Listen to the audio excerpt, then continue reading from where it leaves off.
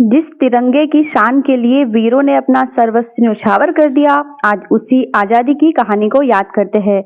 तो जय Hind friends, welcome to study with Bhavna. आज हम करेंगे 15 अगस्त 2026 से बनने वाले मोस्ट इम्पोर्टेंट एमसीक्यू।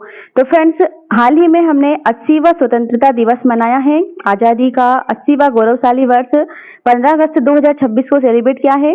उससे पूछे जाने वाले सभी इंपॉर्टेंट फैक्ट को आज की इस क्लास में मैं कवर करवाऊंगी। यहाँ पर मैंने मोस्ट इंपोर्टेंट क्वेश्चन लिए हैं। इसके अलावा 15 अगस्त यानी कि इंडिपेंडेंट डे से बनने वाले सभी इंपॉर्टेंट क्वेश्चन को भी आज की इस क्लास में हम कवर करने वाले हैं।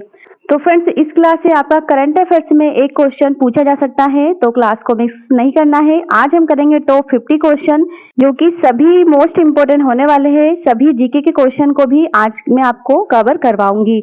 तो फिर बिना किसी देरी के शुरू करते हैं। फ्रेंड्स, सबसे पहला प्रश्न है, 15 अगस्त 2026 को भारत का कौन सा स्वतंत्रता दिवस मनाएगा? यानी कि हाल ही में 15 अगस्त 2026 को भारत ने अपना कौन सा स्वतंत्रता दिवस मनाया? ऑप्शन नंबर सी 80वां। ठीक है। नेक्स्ट है, भारत का स्वतंत्रता दिवस प्रत्येक वर्ष की तारीख को मनाया जाता है। ठीक है, 15 अगस्त इसका राइट आंसर हो जाएगा। नेक्स्ट है, 80वें स्वतंत्रता दिवस 2026 का राष्ट्रीय मुख्य समारोह किस स्थान पर आयोजित हुआ? तो फ्रेंड्स, ये हुआ था लाल किला से। लाल किले की प्राचीर से प्रधानमंत्री नरेंद्र मोदी के द्वारा देश को संबोधित किया गया। ठीक है। नेक्स्ट है, भारत ने ब्रिटिश शासन से स्वतंत्रता किस वर्ष प्राप्त करी? तो सभी को पता होगा, 1947 को। नेक्स्ट है, भारत के 80वें स्वतंत्रता दिवस 2026 की थीम क्या थी? तो फ्रेंड्स, इसकी थीम थी वंदे मातरम के 150 वर्ष और विकसित भारत @ 2047 के लिए युवा शक्ति। तो option number C, A and B दोनों ऑप्शन यहाँ पर सही हो जाएंगे। ठीक है, थीम को याद रखेंगे, एग्जाम में ये बन सकता है। चलिए नेक्स्ट है, 15 अगस्त 2026 के राष्ट्रीय समारोह का नेतृत्व किसने किया? तो ये किया गया था प्रधानमंत्री नरेंद्र मोदी के द्वारा।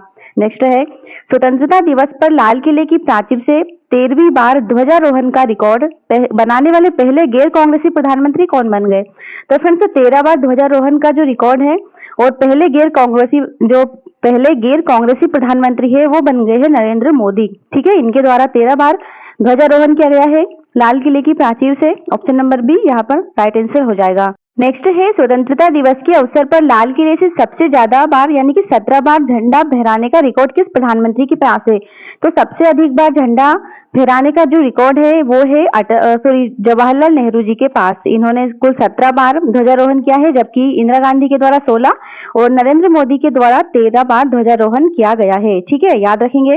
नेक्स्ट है, 2026 में स्वतंत्रता दिवस के अवसर पर देश भर में किस अभियान का उल्लेख किया गया? तो फ्रेंड्स, कौन से अभियान का? हर घर तिरंगा 2026 का। ठीक है।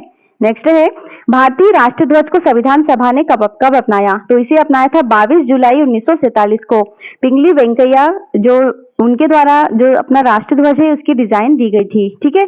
नेक्स्ट है, 15 अगस्त 1947 को भारतीय स्वतंत्रता के समय ब्रिटिश सम्राट कौन थे? तो 15 अगस्त 1947 के टाइम पे जो ब्रिटिश सम्राट थे वो थे जॉर्ज सैक्सटम। ठीक है।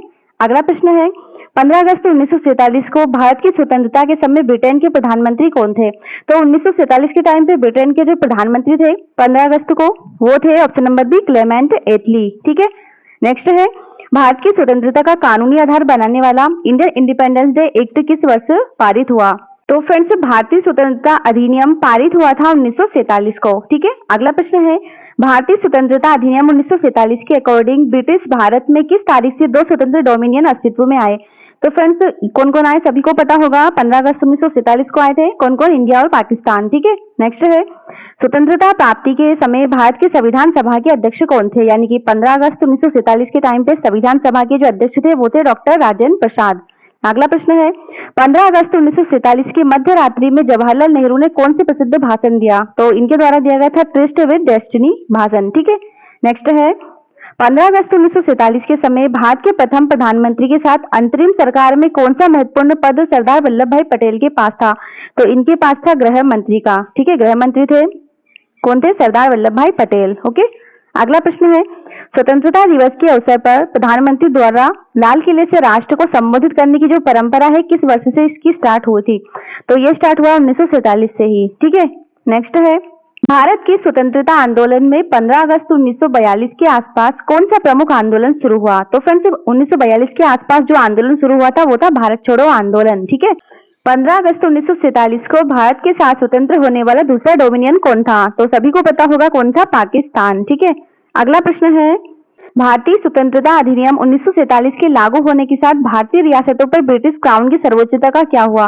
तो फ्रेंड्स, भारतीय रियासतों पर जो 1947 का स्वतंत्रता अधिनियम बना था, उसमें जो ब्रिटिश क्राउन की सर्वोच्चता है वो समाप्त हो गई थी। ठीक है, इसे याद रखेंगे। नेक्स्ट है, भारतीय स्वतंत्रता के समय संविधान सभा ने संविधान निर्माण के लिए कौन सा अतिरिक्त कार्य किया? तो कौन सा कार्य किया था? स्वतंत्र भारत की विधायिका के रूप में कार्य। ठीक है, नेक्स्ट है, संविधान सभा ने स्वतंत्र भारत की विधायिका के रूप में कार्य करना कब स्टार्ट किया? तो कब किया गया था? 17 नवंबर 1947 को। ओके, नेक्स्ट है, संविधान सभा की पहली बैठक कब हुई थी? तो ये हुई थी 9 दिसंबर 1946 को। याद रखेंगे, इंपॉर्टेंट प्रश्न है ये।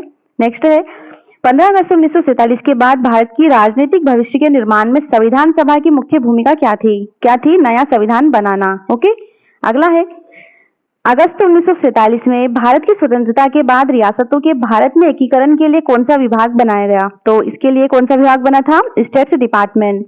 नेक्स्ट है, स्वतंत्रता के समय रियासतों के एकीकरण में सरदार पटेल के प्रमुख सहयोगी कौन थे?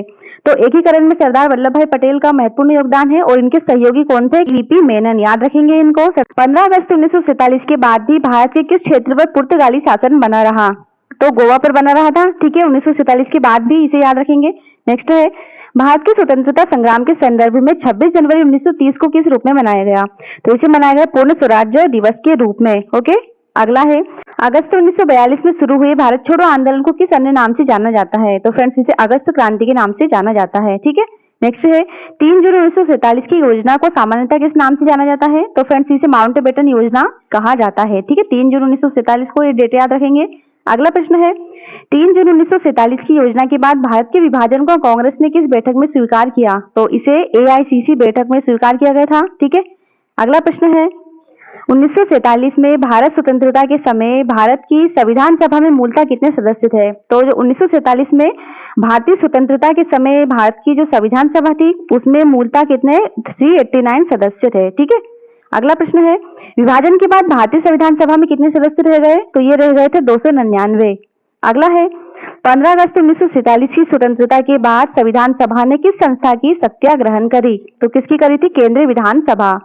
अगला है, स्वतंत्र भारत की संविधान सभा ने विधायी कार्य और संविधान निर्माण के कार्य को किस प्रकार अलग किया? तो किस प्रकार अलग किया था? दोनों कार्य अलग अलग रूप में किए गए थे। ठीक है, 15 अगस्त 1947 के बाद भारत में संविधान सभा का विधायी रूप से कार्य करना किस तारीख से शुरू हुआ?